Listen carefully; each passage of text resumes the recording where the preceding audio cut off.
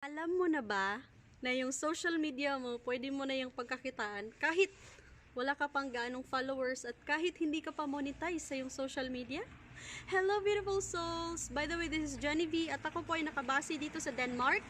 And today, isi-share ko po sa inyo paano ba ako natulungan ng aking 2 to 3 hours na free time lang araw-araw na nung natutunan ko to, pinag-aralan ko, natulungan na din ako na kumita ng 6 figures gamit yung DTWC step. Kaya today, kung okay lang, i-share ko din sa inyo para kayo na din yung pwedeng kumita sa pag-online. Ayan. So, don't worry, hindi to crypto, hindi to Bitcoin, hindi to forex trading, hindi to affiliate marketing, hindi to dropshipping, hindi to hard inviting, hard selling, at kung ano pa man yan. Hindi mo kailangan dito ng laptop, computer. Ang importante lang, meron kang cellphone na may load wifi at internet.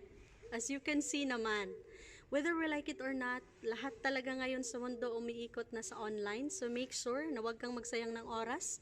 Wag lang puro pa-cute sa pag-online. Dapat na pagkakitaan mo. Ayan, so be wise enough. Ayan, so congratulations in advance. And can you imagine, beautiful soul, na habang ikaw ay may kinikita dyan, maliban sa sahod mo, maliban sa income mo dyan, at the same time, pwede kang kumita ng mas malaki on the side, gamit lang yung 2 to 3 hours na free time mo every day. Before ka mag-work or after ka mag-work, ikaw ang bahala. Kasi flexible yung time.